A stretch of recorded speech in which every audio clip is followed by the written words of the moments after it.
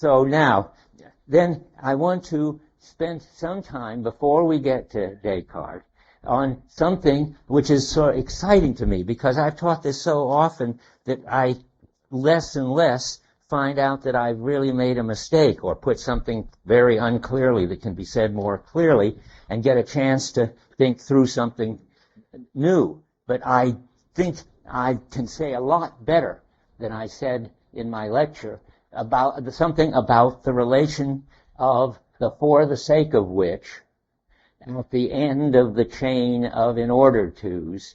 And there's a whole clear story to be told. And Heidegger's not very clear about it, and I certainly didn't see the moment in which he sort of makes the important distinction. My mistake was to treat the whole thing of I'm using the chalk in order to write on the board, in order to finally, for the sake of teaching this course, for instance, I could have said. That's one kind of for the sake of which. And that for the sake of which is something I can achieve, and it'll be done by the end of the semester. But all of that for the what Heidegger calls primary for the sake of which, of my understanding myself as a teacher. I didn't distinguish the two for the sake of which is clear enough. And the fact that in a certain way, the first one is kind of ontic for the sake of which. It's about particular relations. I'll explain that more in a minute. But then there is, I think, a difference between an ontic and an ontological for the sake of which, and they aren't even in the same dimension. It isn't as if the ultimate for the sake of which is just one more step after the more relative for the sake of which. It isn't somehow I teach the course in order to get you to understand Heidegger, let's say, and I do that in order to be a teacher.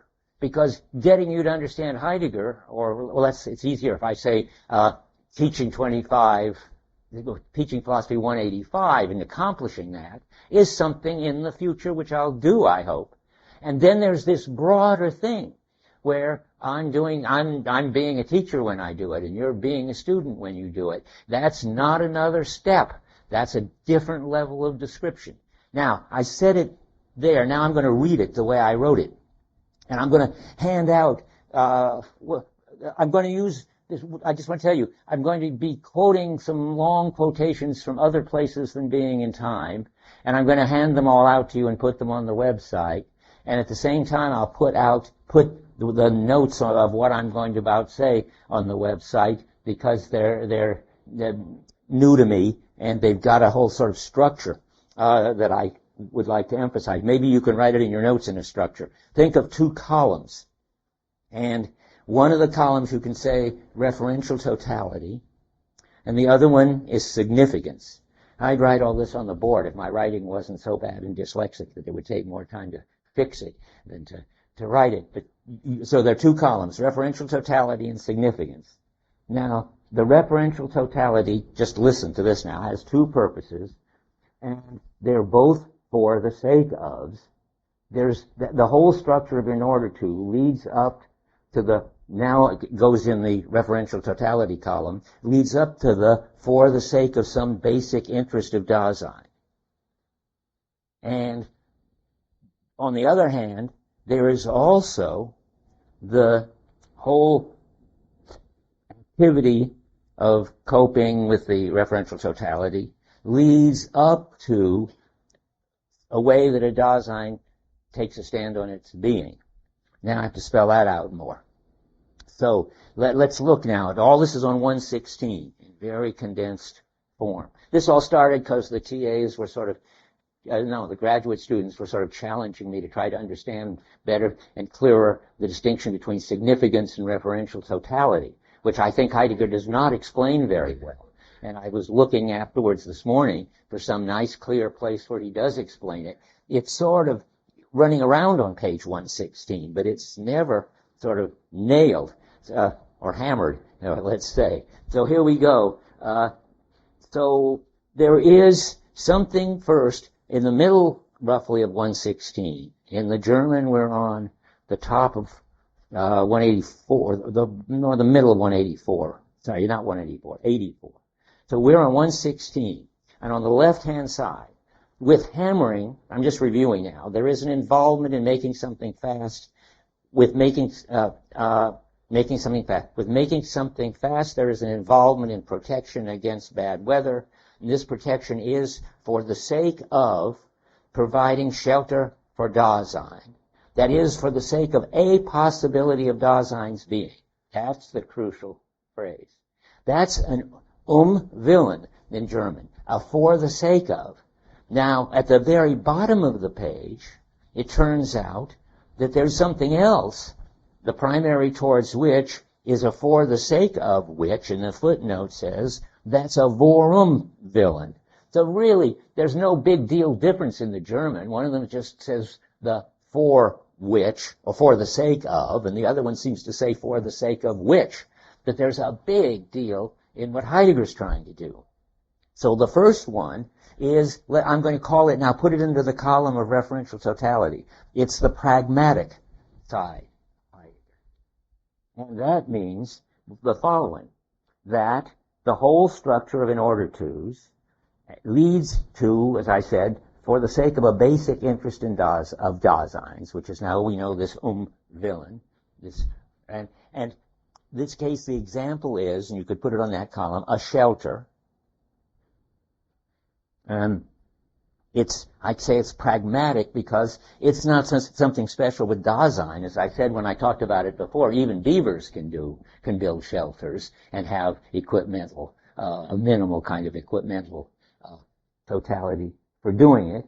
In that sense, I think it's ontic. I mean, if beavers can do it and we can do it, it doesn't seem to have anything especially ontological about it. It's just where this chain of purposes ends satisfying some need of Dasein or some desire of Dasein, some purpose of Dasein's. It's very just sensible. And now comes the tricky one. And that's at starting about 10 lines from the end of the big paragraph on the right. But the totality of involvements itself goes back ultimately towards in which there is no further involvement. See, that's still ambiguous. There are two towards whiches for which there's no further involvement, namely shelter, and now we're going to go to being a shelterer. And that's, both of them are, so to speak, the end of a line. That's what I wasn't clear about, but they're end of two different lines, so to speak. They're not all on one line. So we go back to a towards which in which there's no further involvement. Good, that's true, all right, for both of them. This towards which is not an entity with the kind of being that belongs to what is ready to hand within the world. It's rather an entity. And now he's going to tell you, he's telling you this whole quote, just so you know, this is not the pragmatic story. Put this under significance in your column. This is the existential story. This is not the ontic one, but the ontological one. So now let me go on. It's a being. It's the end of the line in this ontological sense, where beavers are not qualified. It is rather an entity whose being is defined as being in the world and whose state of being worldhood itself belongs.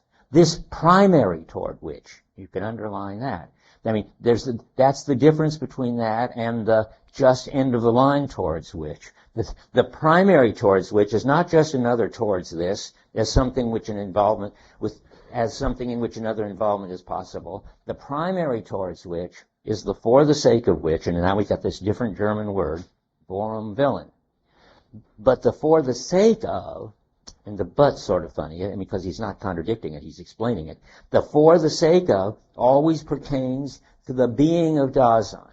Now, I never noticed, and boy is Heidegger not helping, the difference between a possibility of Dasein's being, that's like being sheltered, something Dasein needs and you can get it, and the being of Dasein, that's like being a shelterer. That's an identity. Heidegger's making this big distinction with these little moves, these two slightly different German words, these two slightly different formulations. That's why I missed it all these years. Okay, so the for the sake of pertains to the being of Dasein, that's in the ontological column, of course, for which in its being, that very being is essentially an issue. We've thus indicated the interconnection of the structure of how the interconnection by which the structure of an involvement leads to Dasein's very being, the sole authentic for the sake of which. That isn't got to do with being authentic or inauthentic. That's not this kind of moral thing. That means the ultimate for the sake of which, the one that without which the whole thing wouldn't make any sense. That's at the end of the line there. And that gets me to talking about significance. That, remember, one column was referential totality, that's the ontic one, that's the pragmatic one, and that's the mere for the sake of which. And then there's this other column which gets you to this ultimate, authentic, final for the sake of which, and that's in the column called significance. Now we can see what the difference between the referential totality or the totality of involvements. I think those are just sort of two ways of describing the same thing. The referential totality is the totality of things that bear on other things. Then that's their involvement. But there's a big difference between that and significance. Think about the beaver again. I mean, that's only beaver level connections. And then there's this other level. Why, sort of ultimately, do we bother to teach? Do I bother to teach Heidegger, or do people bother to make shelters? Beavers bother to make shelters because they're programmed to do it. Maybe because they feel too cold and alone if they don't do it. But that's not enough to give this activity a kind of point of a different sort. The point that finally connects it all up with meaning is that you do it because it's the way you take a stand on your being. That's, and significance, just let me say it clearly, the referential totality or the totality of involvement, which is the same thing, gets one more interesting characteristic, namely if you add, so how about putting it, I'm trying to put it as clearly as I can. The referential totality already has a kind of pragmatic for the sake of which is in a certain way why you're doing it, to teach the course, to make a shelter. But then you add something totally different, why it belongs to the very being of Dasein to be doing it. And that's up to Dasein, and that's the ultimate for the sake of which. Now, and that gives the point to the activity, and significance is the same activity in the same world of stuff, described now as always having a point, namely what connects up with Dasein's understanding of itself, its identity, and another way to put the point is, there are two ways you could even put it in a column. People need shelter, and beavers need shelter and so forth, but people, and they need this equipment whole to get that stuff they pragmatically need. The people need to take a stand on their being. And they need all that stuff to satisfy what they existentially need. In Heidegger jargon, that's what they need to exist, because existing just is taking a stand on your being. Okay, now I've explained that for the first time to me and to, I hope you all, and I feel happy about that, because I think that really gets something clear. Yeah. Notice the whole thing with Facebook, it's not part of the referential totality. That not the closures are like that. I think I understand your question. I have a little trouble hearing you. There's sort of background noise here, but yes, say it again louder so I can repeat. It's not part of the referential totality. That it cannot. I still understand it. Well, let me answer you. I mean, because it seems so interestingly wrong-headed what you're asking. I mean, significance is exactly what you have to add to the referential totality so that you get disclosing of the world. Now, that's important, and that's what you're sort of not saying, because I didn't say it, and it's good to make me say it. It's when you finally get all that up at the ontological level that it doesn't disclose the world to beavers when they make their hutch, but when human beings, all differently, but each one on their own, is doing something that is their stand on their being, that gives you this interconnected world where everything in it has a point or a significance, and or not everything, a lot of stuff. I mean, maybe washing your hands doesn't, or brushing your teeth, but I mean, where important things show up, are disclosed, or there's a space in which things are disclosed, and significant things are discovered. Remember that. And now, I don't know why you brought in the present at hand, but I will see if I can answer that. Just a second, then you tell me if I have. Whatever is the space in which things are disclosed, various different modes of being are disclosed. That's just the way it happens to work. The structure of things is such that in order to have a referential whole, you've got to have two something or others. You've got to have something that has a bunch of properties that make it able to be useful for something, and you have to have a use for it.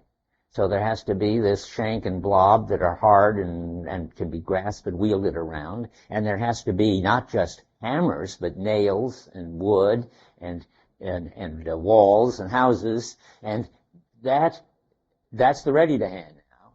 So there has to be the present at hand stuff with its properties, which in a certain sense underlies the ready to hand. We talked about that already, as the causal properties that make possible its use, and then there's the use. Now, why do you say the things you say?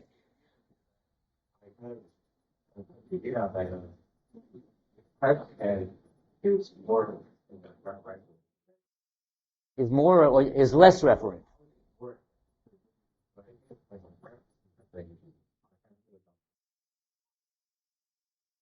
Well, that's not the way Heidegger uses the term. I mean, there's plenty of causal holism in the way the stuff out of which hammers are made is related to the stuff out of which other things are made. But referential is not very helpful, but maybe bearing is better. Hammers have a bearing on nails. That's not present at hand. Science has no place for the bearing of hammers on nails. That doesn't affect science that if you had a culture in which everything was tied to vines, there wouldn't be anything like hammers. That's all already at the meaning level. I think, you're pushing me to say something that I find sort of messes up my picture a little. It looks like you only need the referential totality to have ready to hand and present at hand revealed, disclosed. I can't make a case. Here's a puzzle for you who are sophisticated enough on this already. Most of you, I think, it's too hard. I don't know the answer. Why is it that the disclosive space in which the ready to hand and the present at hand, in which equipment, both in its ready to hand and present at hand aspects, show up, why does that disclosive space require significance? Why isn't it enough that it just be a referential whole? Which is really the tough question.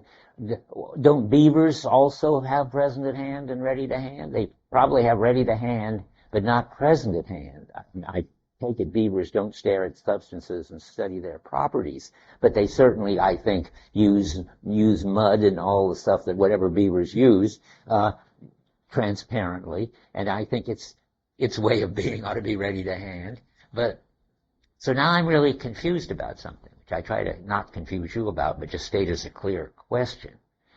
Somehow the holism of the referential whole, the whole of involvements, which is very much the same, and significance, all give you worldhood, which is the disclosive space in which anything with any kind of being gets discovered. Why do we need, this is my question, this being that takes a stand on its being at the end of the line to give us worldhood? We better understand that, because that must be very important to Heidegger. I mean, That's what does separate Dasein from beavers, and I think that must be extremely important. David, can you help? Yeah. Left is an ultimate for the second voice, functioning as the conditions for any other effect. There would be no other meaning. Why are you in this course lecturing and so forth? Teach Heidegger, but why are we taking Heidegger and so forth? Ultimately, it comes down to we're interested in where Dasein becomes an issue for us, a question for us, and that's the ultimate concept in which we're sitting. Well, okay. Okay, well, that's exactly what Heidegger thinks. But I'm questioning it. I mean, I want to know why Heidegger thinks that. Why doesn't Heidegger just think, as soon as you've got a referential whole, you've got already tables and chairs and so forth? Why do I have to be here taking a stand on my being as a teacher? Why can't I just be earning my salary as a professor? And all this equipment will still show up for me. Okay, that's the way Dasein is. Okay, well then I see why you're saying it your way. So Heidegger may not have an argument that you need the referential, the significance level in order to have an organized world of equipment. But in fact, we do have the significance level, and it goes into the referential whole of significance. I can't help feeling that there's something deeper going on, that you can't disclose a world if you don't have that. And where I can't doesn't mean you just don't disclose a world unless you're taking a stand on your own being. That there's some deep connection between taking a stand on your own being and significance, and some deep connection between significance and disclosing a world that just a referential whole won't get. It would be nice to see that, because I think Heidegger sees it, but I don't see it. Yeah, Curtis. Yeah. Dasein is its world existingly, yeah. Yes. Yes. Well, you guys are all good Heideggerians in a way, but you're stuck in the circle. I mean, you just said that Dasein is the being that takes a stand on its being, and lo and behold, that's how come there's a world showing up. I mean, yes, Dasein is its world existingly. That means Dasein takes a stand on its being, and lo and behold, there's a world disclosing things. Really? By Dasein is declaring is when it describes understanding. Well, okay, you'll have to explain that to me later when we get to understanding. I don't see it. I don't see how it works. And I bet something important is in there. Well, come and tell me about it in office hours or wherever. Yeah. This may be too much of a stretch, but in an effort to escape Heidegger's own terminology, I find myself reminded of William's idea of integrity regarding all this. And the idea, for example, like this ultimate for the sake of which, that you have your project and commitments, but it's not the project and commitments themselves that matter so much as that you have them. And then you're becoming a person by having them, but it's important to have them. And this sense in which everything else must be understood in context of that you just have this integrity that you think is inherently. Well, that's nothing. You're talking about William James, I take it. What James? I mean, Bernard Williams. Bernard Williams, the man who was here, used to be here. Well, you don't know that because he died two years ago. But anyway, so why do you said Williams? Yes. Just try and, I guess, defend this ultimate for the sake of which from a, I guess, more personal standpoint, to try and make it seem less abstract, in the sense that the reason it's important, I think, is because, oh, my goodness. Something like it has to be this whole world of all these connections just wouldn't be there and wouldn't hang together if we weren't the kind of beings who have this kind of integrity or identity which we need to take a stand, that all of this stuff is here. See, this is the because I can't really understand yet. All of this stuff is here because we're the kind of being that needs to take a stand on its being. That's what, Heidegger says that. And I'm sure it's right. And I'm sure there's more to say about it, but we haven't got it yet. Yeah.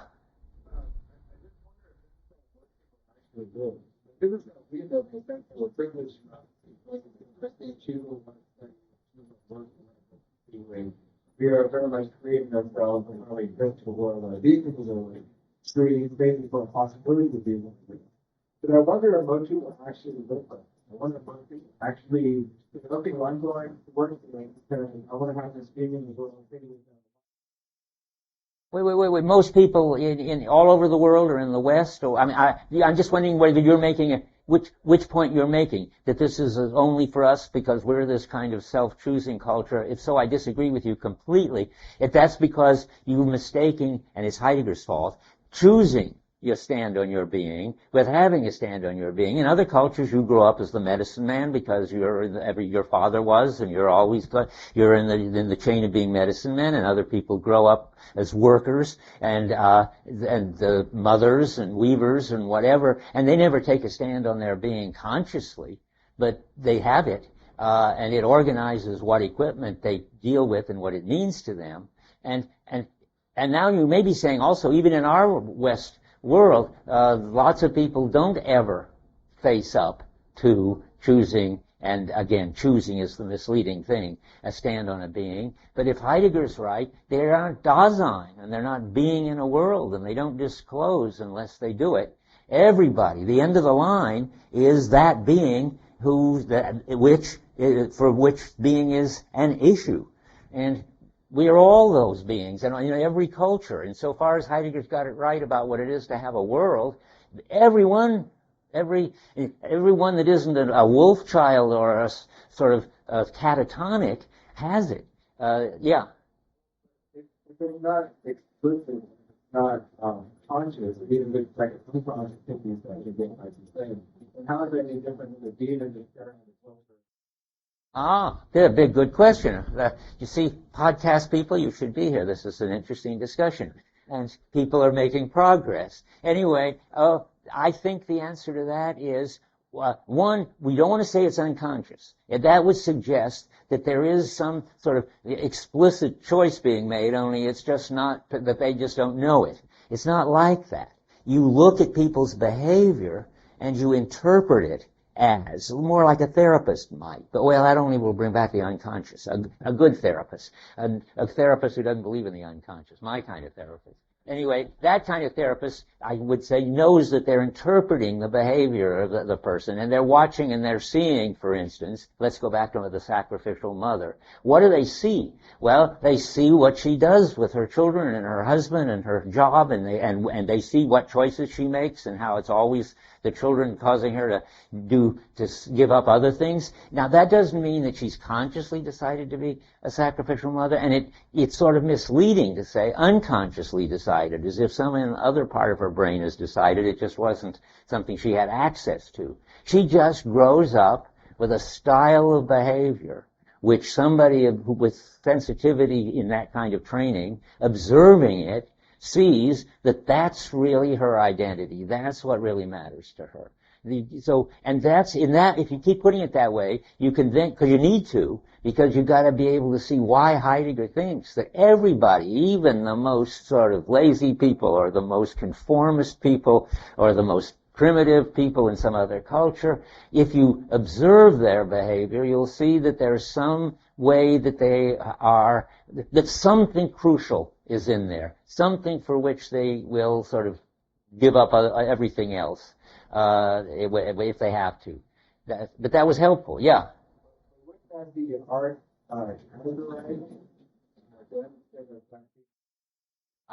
Well, those are all good questions. I think the nature of a interpretation, in Heidegger fancy talk, hermeneutic investigation, is that you make an interpretation, you try to see if all the details fit in, if crucial details that are obviously important to the person don't fit in, then you've got to give up that interpretation and get a better one. And that's how it works. The same way it works with reading Being in Time. You come up with that's hermeneutic too. Everything, all over the place in Heidegger, it's interpretation that's going on. In Heidegger, you look at the text, you try to make sense of it, you say, I see, this is the phenomena he's talking about, and you describe that, and you go back and you look at the text, and that seems to make sense for a while, and then some important sentence comes along that shows you that wasn't right, and you have to try again, and you never know you've got the answer. It's interesting that Heidegger is so consistent. Did I read you the passage from Basic Problems where Heidegger says that he knows that he knows that he hasn't got it. In some crucial way, he hasn't got it right. And he knows that because it's an interpretation that he's giving. An interpretation is always in a horizon, that is a context, a background of what you're taking for granted as familiar. And there's always, Heidegger thinks, a broader context in which your context, which you thought was everything, turns out not to be. So your interpretation, you never come to the final interpretation. Sometimes Heidegger thinks. In Basic Problems, that's what he thinks. In Being in Time, he seems to think that when you get to temporality, you really get to the ultimate interpretation. I think Heidegger is deeply ambivalent about that. But we don't need to say that. We'll go into that. Let's go back to the main line. Yeah. The world as a world and the real world in itself? Good. So her question is disclosing a world meaning disclosing it as a world. That is, you realize that you're disclosing a world and that a world is what you're disclosing. No, you don't have to do that. I mean, always test this against the Black Forest peasants, who are Heidegger's favorite form of human being, and presumably they haven't a clue about world disclosing. That doesn't mean that there isn't a world open to them in which objects are showing up as present at hand and ready to hand. Okay. Yeah. Wait, no, let me, before you go talking again, let's hear from Tyler back there. Can you talk real loud? One of them from the basic problem. From significance. Good.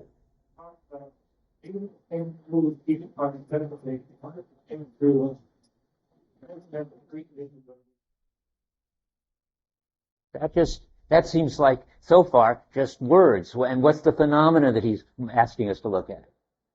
Whoa, wait, some big noise is coming. When we were studying,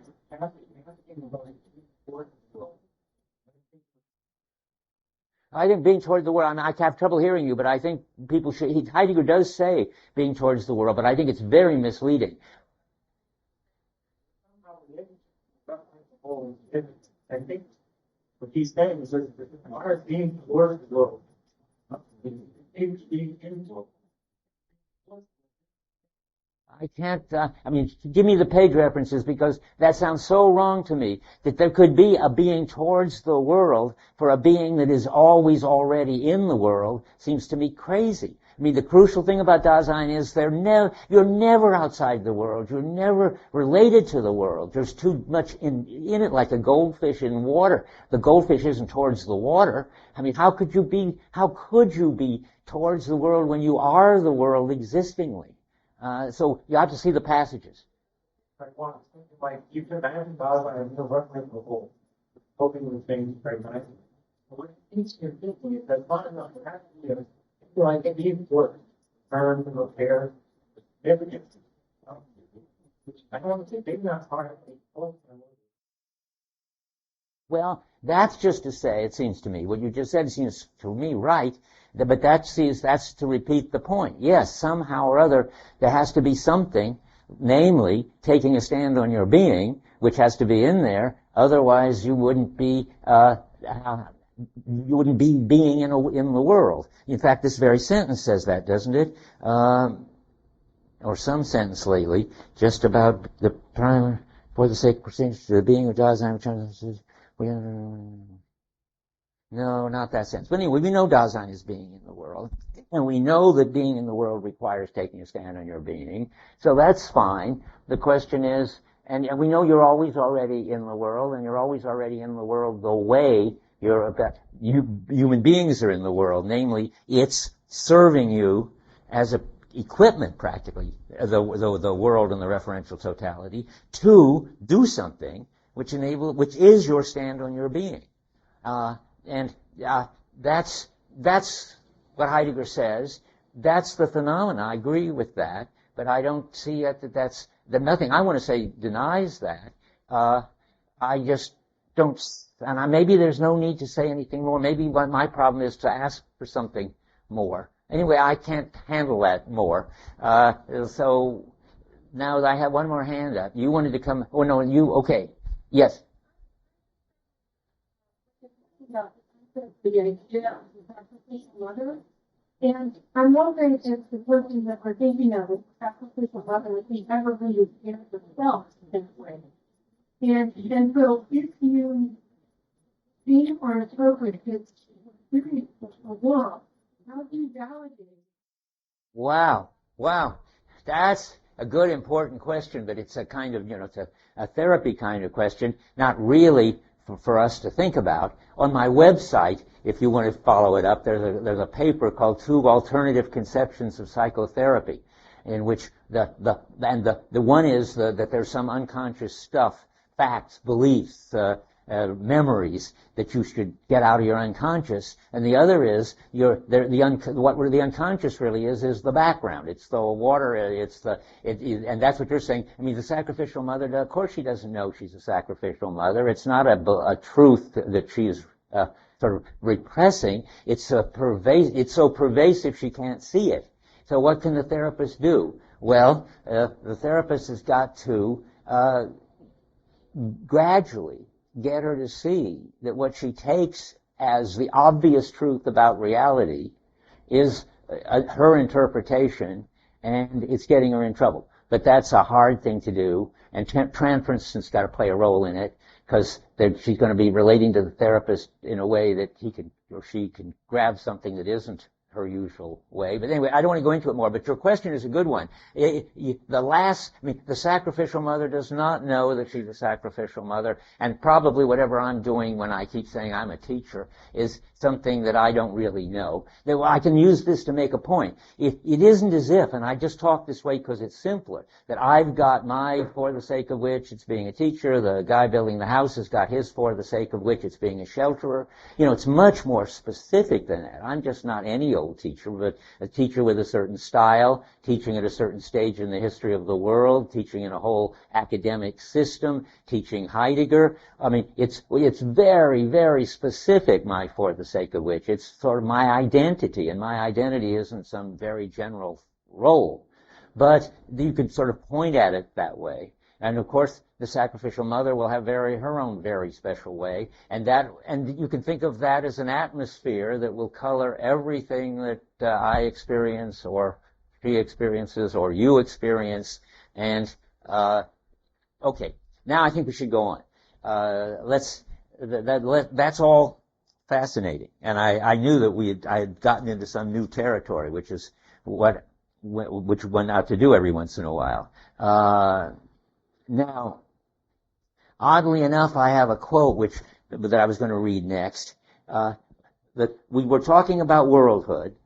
We're talking about significance, referential totality plus significance equals worldhood. And worldhood is this disclosive space in which we encounter everything. And it's come up sort of in passing and we know that worldhood is more basic than intentionality. That worldhood is what makes intentionality possible. It's not intentionality, that is our beliefs and our desires and stuff that relate us as a mind to the world, or that makes the worldhood possible. It's because there is this disclosive space that I can have beliefs, I can perceive things, I can desire things. Well, now, I just want to add one more thing, because I just came across an amazing quote. I knew it once before, but I lost it. But now I find it again. I just want to add that not only And this is really mind-boggling, and that's why it's interesting. Now, Heidegger thinks not only does the world or the phenomenon of world, whichever, make intentionality, that is, the relation of the mind and world to the world, possible, he thinks it makes consciousness possible. I say this because people constantly sort of bring in conscious and unconscious when they think about this, and that's really just not interesting to Heidegger. And I say it too because those of you who are philosophy majors, and most of you are, know that consciousness is a hot subject right now. There are meetings all the time, all over the world, and books and anthologies of people writing about consciousness. I think, and they all say there's a very big problem, and it sure is. I think nobody has a clue as to what it is or how to talk about it or how it's related to the brain, but Heidegger has an interesting spin on this. His answer would be, well, then don't talk about it. Don't worry about it. It's not important anyway. And I'll just read you the quote where he says that, and I'll print it on the next thing I hand out because it's in a very obscure place. It's in a little book called Existentialism from Dostoevsky to Sartre, edited or put together by Walter Kaufmann. It's translated from something Heidegger wrote called The Way Back into the Ground of Metaphysics. But don't worry about all that. I put that on when I give you the quote. Here's the quote. The existential nature of man is the reason why man can represent things as such and why he can be conscious of them. All consciousness presupposes existence as the essence of man. He's saying man instead of Dasein this time. He sometimes does that. So I'll just put in Dasein. Better anyway that way. So let's go back to that. Starting over. The existential nature of Dasein is the reason why Dasein can represent beings as such and why Dasein can be conscious of them. All consciousness presupposes existence as the essence of Dasein. You recognize being in time. Consciousness does not itself create the openness of beings. That's the disclosing of world. Nor is it consciousness that makes it possible for man to stand open for beings. That's the same point. Whither and whence and in what free dimension could the intentionality of consciousness move if being in the world were not the essence of man in the first place? So Heidegger's notion is the kind of coping, the kind of absorbed coping we do at the most basic level, where we don't even have to be conscious, already, and we do that with the referential totality of significance. That basic level, which is the level of the world and of disclosing, is prior to consciousness. It doesn't need consciousness. That's an amazing claim. I mean, I think it's right. Nietzsche had a similar story to tell, but it certainly seems like a sort of odd thing to spend so much time on it, as if, but everybody believes it because you're all Cartesians at heart, me too. I mean, it looks like if you're not conscious, well, then there isn't any world, there isn't any referential totality. How can you disclose any objects? Gotta be conscious, otherwise you're just in a stupor, or you're a zombie, John Searle says, I hold, and that Heidegger holds. But you're not a sleepwalking zombie. You're coping very, with great skill and flexibility and expertise with the door and the doorknob and the chairs and the English language as you carry on a conversation. And you can do it without being, consciousness is such a weaselly word. You can certainly do it without noticing what you're doing. You can do it in such an absorbed way that you are just not aware of what you're doing. But you do it very well anyway. And then you can later reflect on it. And of course, one more thing I want to say. Heidegger doesn't think that means that you're never conscious. He just thinks that at the very rock bottom, most finding your way around in the world, as Dewey says, sort of getting on and off the bus and dressing yourself, you can do that without being conscious of what you're doing. Anyway, so interesting quote, I think. Now, let's go on to where we are, the critique of Descartes. Luckily, we have another whole session, so I'm not worried. But I want to read one thing. Sometimes I'm still in a kind of getting everything located in my head in a way. I mean, I know that Heidegger is it has a big influence on people who take this course. And they say it changes their life and it changes their way of looking at things. And I must say, like the sacrificial mother, I'm so inside it that I don't really understand what they're talking about. So, but every once in a while, I read somebody who clearly and simply sort of says why Heidegger is so important to the West and to them and to us. And this is Mark Rathall in his introduction to the How to Read Heidegger book. And it fits in right here with the Cartesian chapter. That's why I'm reading it now. It's very simple. He says, at the bottom of page 5, Heidegger did more than any other thinker of the 20th century to develop a coherent way of thinking and talking about human existence without reducing it to a natural scientific phenomenon on the one hand, or treating it as a ghostly mind haunting the physical world on the other.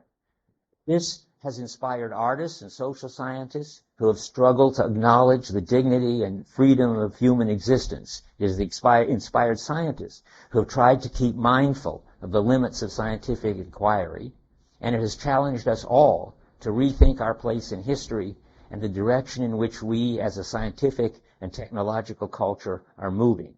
I think that's a neat summing up of why Heidegger's interesting. Did you put a hand up? No. And it brings it to focus on the question of naturalism and of cognitivism, which is what I'm going to talk about from today and the next time. Naturalism is the view that we will eventually understand everything in terms of physics and chemistry, and there are these people who are worrying about how we're going to understand consciousness in terms of brain activity, since consciousness seems to be this kind of first-person awareness, and brain activity just seems to be neurons that bumping into each other. So naturalism is a big issue, and Heidegger's an anti-naturalist. And cognitivism is a big issue. That's the ghostly mind story. That's John Searle kind of story. There's always got to be consciousness and meaning and intentionality, which, besides the brute facts of science. And then you get the question, well, can you, in the end, reduce the consciousness and this intentionality to the brute facts of science? Or are you going to be a dualist about it and say, well, there are these two deeply different ways of being, and you can't reduce one to the other? Those are all big issues that people are writing and thinking and having meetings and teaching courses about, and Heidegger's got an important, interesting view. So I'm going to sum up his view in 3 slogans. Naturalism is impossible, meaning we can't get a meaningful world from the brute facts of physics. Brute facts is Searle's way of talking about it, and I think it's very helpful. Searle is a interesting character who worries about this issue. So naturalism is impossible, Heidegger thinks. Cartesianism is impossible. Cartesianism says, well, of course you can't expect to get the meaning and mental stuff out of physical things. Why would you think so? You've got to throw in, that's what I said earlier a minute ago, you've got to throw in mind, this invisible super stuff. And only because there are minds in the world, as well as all this physical stuff, do we get a meaningful world. Now, Heidegger thinks that's that kind of dualism, which is Descartes, build a meaningful whole somehow out of physics, out of the physical and the mental. That's impossible. And he further thinks that something like artificial intelligence, or more generally cognitivism, which is a kind of funny form of Cartesianism, I'll explain when I get there, won't work. That is, you can't use mental elements to make a representation of the world in the mind and then generate behavior on the basis of it. Those of you who know about cognitivism and AI will recognize that that's sort of the general feature of what John Hoagland, a former student from here, calls good old-fashioned AI. But the crucial issue there is whether you have to have an inner representation of the external world. Okay, I'm not going to get to that today, so let's start with the anti-naturalism. Heidegger wants to show the contrast between his ontological understanding of the world and traditional ontology. Traditional ontology starts with this brute stuff, nature, and then asks, and what else do we have to add on to get our world? And different people have different views about it. But Heidegger is saying that whole way of asking the question is wrong. What's basic is the holistic coping, which opens up the world by beings like us who are already in it. And that's more basic than perceiving and thinking and we're looking at the present at hand. So, but I give you some quotes to show you. I mean, he's turning around a kind of naturalism that says that what's basic is the natural world and the present at hand, and he's saying no, that's not right. Okay, he does all this very well in the fundamental, in the, what is it, the something history of time, history of the concept of time, which I keep talking about because it's very, remember it's the lectures the year before being in time. So at the bottom of 164, he says, letting something be seen as possible on the basis of, where are we? On the basis of a letting something be encountered. And this is possible only on the basis of always already being involved with. Only an entity which in its being has the aptitude to let another entity be encountered stands in the possibility of apprehending something, of knowledge. Knowing is nothing but a mode of being in the world. Specifically, it's not even a primary, but a founded way of being in the world. That's what I wanted to get to. I mean, so the whole attitude of knowing, which is the traditional way that we're supposed to be related to nature, isn't going to be for him basic. Or he says, but you can see why I like this. Knowing is nothing but a mode of being in the world. Specifically, it's not even a primary, but a founded way of being in the world. A way which is always possible only on the basis of non-cognitive comportment. I mean, I like that because he's saying that the whole world or the whole way of thinking about things as minds looking at objects only makes sense on the background. It's the usual point of absorbed knowing your way around. I don't know now why I read that. I mean, except I like it. I don't see that it helps very much for the discussion right now. But here I'm going to go on where I am. When saying knowledge is a founded mode, Heidegger's saying that it is not what's most basic. What's most basic are the coping skills that add up to familiarity and open a world. And on the basis of that, we can then have theory and we can have practice, relate to particular things. And Heidegger and Descartes is just the opposite. That's why I want to get that up, because Descartes says it's on the basis of the stuff in the world that we have to do our ontology.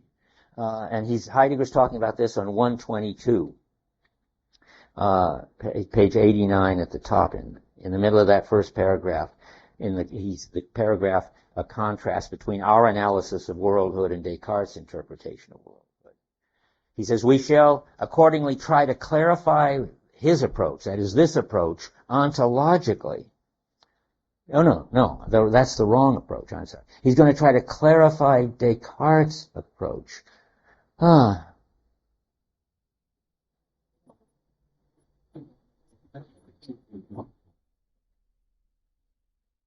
Yeah, this is how this whole paragraph is setting up how Descartes does it. So maybe I should begin at the beginning of section B. Only step by step, and this, you have to remember this is not Heidegger, can the concept of worldhood and the structures which this phenomenon embraces be firmly secured in the course of our investigation.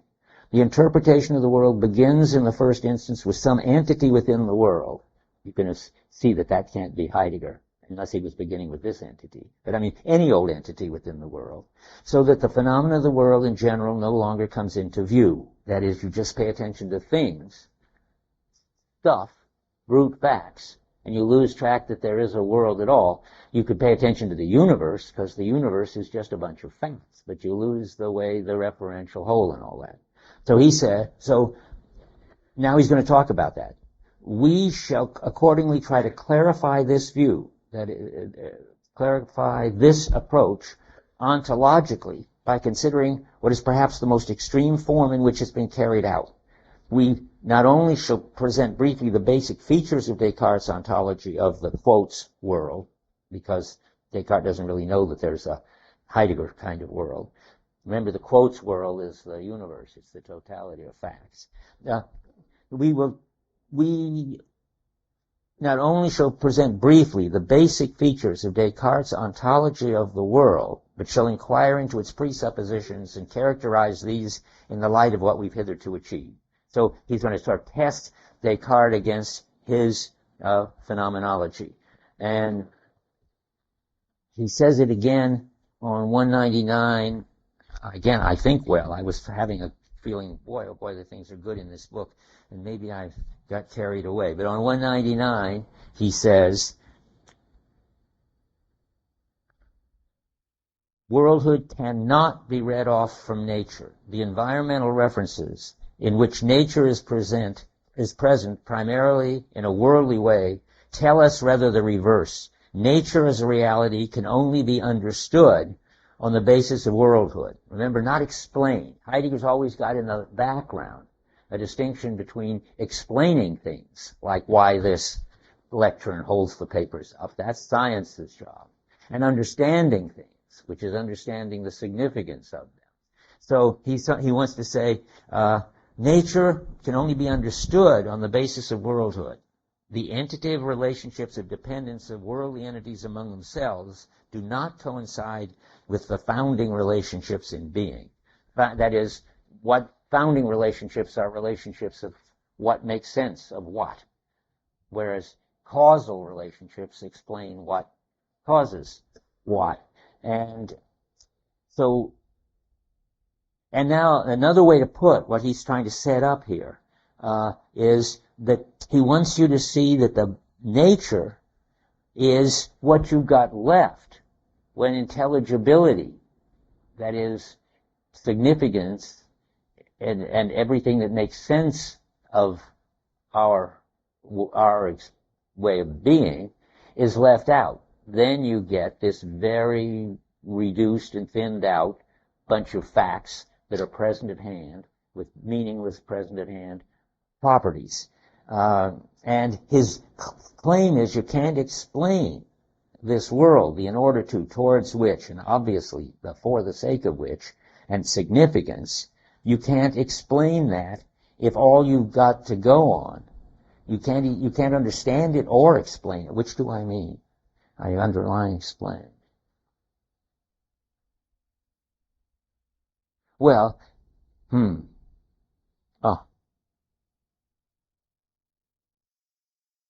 you want to, the people who want to explain all this mean they want to take these minimal facts and then add them up to somehow show that you could start with these brute facts and you end up with a world that. And remember now, this is not Descartes really. This is naturalism. Descartes' going to say, yeah, I know you can't do that, but you have to throw in mind. But right now, he's just telling you that a lot is left out when you try to do any kind of explanation or understanding. I'm not being clear because Heidegger's not doing what I'm not quite in sync with what Heidegger's doing. Heidegger thinks naturalism is just the business of trying to explain everything causally, and eventually you won't need to bring in minds or functions or world or equipment or anything like that. And that's the view he's going to criticize first. But, all this is more confusing than I realized. But, yeah.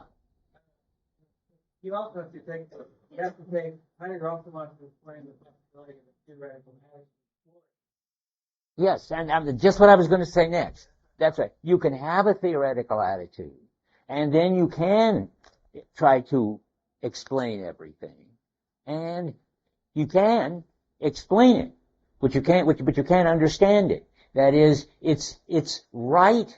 Descartes, this is the way you think about it. Descartes was right trying to find the basic brute stuff that would explain how there were everything. I mean, how there were stars and how there was hearts pumping blood, and he found out that there were how the light rays that hit the eye were conducted by the optical fiber to the brain, and he was busy explaining all sorts of things. And Heidegger thinks that's good. That's what David wants me to say. I mean, it's all right. I mean, it's important to take a theoretical attitude and give a story about the causal way all of these various bits of matter interact. And Descartes, given when he was writing, did a brilliant job. I want to say this because almost everybody who reads this thinks that Heidegger is criticizing Descartes for trying to do science, modern science. And he's not. So I'm going to read you two places just so we can be sure that we all agree about that. Science, I think Heidegger wants to say, though it can't explain all this in order to significance and stuff, because that isn't explainable. That's only understandable. That is, you can make it intelligible, but you can't give a causal story about it. Science can give an explanation of every objective event. So on 134, he says, I hope, at the end of that first section, in the middle of the page, 101 in the German, within certain limits, the analysis of the extensio remains independent of his, meaning Descartes, neglecting to provide an explicit interpretation for the being of extended entities. That is, Heidegger's only got one understanding of being. I'm surprised I didn't read it, which is substance, of course. I'll read it in a second. So, but did I say Heidegger? Descartes only understands substances with their properties. Extended stuff out there, that's his, everything is made up of little bits of space for Descartes. Extended stuff out there with its properties to form vortices and bump into each other. It's not Newtonian yet, but he's doing his best. And the other substance, namely the mind, with its properties, namely having ideas and desires and beliefs in it. If you've got this substance view, you can't explain where you got it, and you can't use it to understand anything. However, there is some phenomenal justification for regarding the extensio as a basic characteristic of the world, within quotes, even if by recourse to this, neither the spatiality of the world nor the entities we encounter in our environment, nor even Dasein itself can be conceived ontologically. Now, when we get to the space chapter, just so this doesn't seem very surprising, you can get near, far, between, all that kind of space out of Descartes. But what you can't get is, what? Well, you can't get here. There's no here in Descartes' space world. It's a world seen from nowhere. Whereas our space, there is a here in which things are near and far and up and down and so forth. We'll get to the space chapter. But what I want you to get out of it right now is when Descartes thinks about the extensio, he's got something right about space. Though there's a kind of existential space, namely the kind of space that we live in, that he can't get. Because he's got it right about the galaxies. Of course, right in that he doesn't have any quarks and strings, but he's got the right approach, Heidegger thinks. And another place where he says it even better, 184 of the History of the Concept of Time. So here's how, I don't want to lose you. Keep in the back of your mind. The criticism he's going to make of Descartes is, you can't use the extensia, the bits of matter, the brute facts that you use to explain everything that happens in the objective world, to explain or make any sense of what's going on in our human world. I said world when the first time I should have said universe. You can use this to explain what's going on in the universe, but you can't use what Descartes' res extensa to understand what's going on in our world. So here's something a lot like that on 184, bottom of the page. The course of the scientific inquiry into reality shows that the original mode of encounter of an environing world is always already given up in favor of the established view of the world as the reality of nature, so that we may interpret the specific phenomena of the world in terms of its theoretical knowledge of the objectivity of nature. Now he agrees. We have to give up all our involvement and look at the world differently, scientifically, objectively, theoretically, but then you can explain lots, and you can really talk about it. There is theoretical knowledge of objective nature. I'm going to read more. If we consider this work of Descartes in relation to the constitution of the mathematical sciences of nature, and to the elaboration of mathematical physics in particular, these considerations then naturally assume a fundamentally positive significance. I wouldn't go into that if it wasn't so important to see that Heidegger, again, as I say, has nothing against science, and he has nothing against Descartes as the founder of contemporary mathematical physics. And that's not his problem. His problem is that Descartes can't explain our world because he's only got these two substances. So let me go on.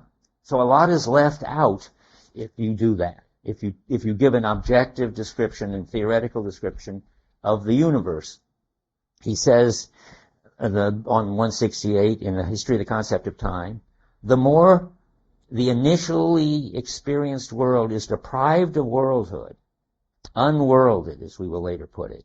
That is, the more the initially experienced world becomes mere nature, the more we discover in its mere naturality, and that is, we discover the objectivity of physics. I'm making the same point again and again. Fine, you could leave out a whole lot of stuff, and then you can have physics, but he's an anti-naturalist because he wants to say but, and I want to read you one more before somebody else reads anything. The punchline that I'm trying to set you up for here is on 94 of Being in Time. This is the sort of anti-naturalist slogan.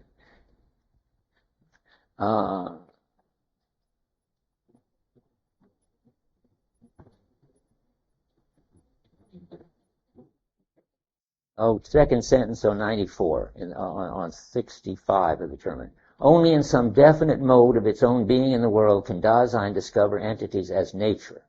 This manner of knowing them has the character of depriving the world of its worldhood in a definite way. I've just been talking about that.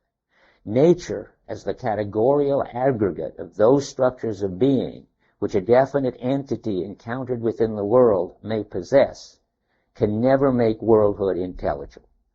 I mean, I said the slogan was, naturalism is impossible, and that's the statement of it. You have to leave out so much of world and worldhood in order to get to the pure res extensa, the pure bits of matter, the brute facts, and you can't get back all that meaning that you left out. That's Heidegger's big insight.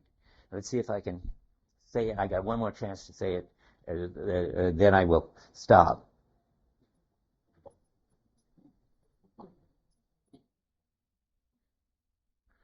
That means that we can't understand this whole of meaning, even if we can give a causal account that explains everything under the description of matter in motion.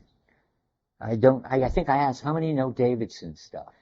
Anomalous monism. I mean, this is a kind of anomalous monism claim, but for those who know it, I mean, science can explain everything that you can describe as basic stuff moving around, but that doesn't enable it to describe it all, and that's kind of holism of energy and fields and stuff. But there's no way that holism gets any grip on the holism of referential totality and significance. Here's how I wrote it. The natural kinds, like electrons, can explain why some material objects are hard and others are floppy or soft, but they can't explain the class of things in the world that are hammers, because that's correlated with being a hammer, and it's correlated with all of our interests, and it's a different holism. They just have no way of relating to each other. Yeah. What was that? The last thing I read? But I was reading on 169 last oh yeah, that's right, 169. Let me see if I want to say, okay, now I just got 2 minutes, but that's fine. Where are we? Well, that's the story very quickly, that science is fine, but naturalism is impossible. That is, science is fine for explaining the universe and its physical properties, but it cannot understand the world and its meaning relations. Now, that's the first move. Remember the second move, and that's why I was confusing you and confusing me. Descartes doesn't make this mistake. Descartes is not a naturalist. Descartes doesn't claim that the res extensa explains meaning. Then, because there's the res cogitans, the thinking thing, the mind. So now we get to dualism. Okay, we're going to grant that we're not going to be naturalists. You can't just say science is eventually going to explain everything. You've got to say something about how all this meaning gets here. And Descartes' move is to say, and it's perfectly like Husserl and like Searle, I'll read you a little bit of Husserl next time, that is, well, then the mind has got to put in the meaning. It's another self-sufficient substance, besides the bits of matter, the brute facts. That self-sufficient substance is going to put function predicates on these brute facts, and then we'll get the whole world of meaning. That's the second claim. And that turns out to what it doesn't work. That's impossible, too. We'll start with the arguments why that's impossible next time.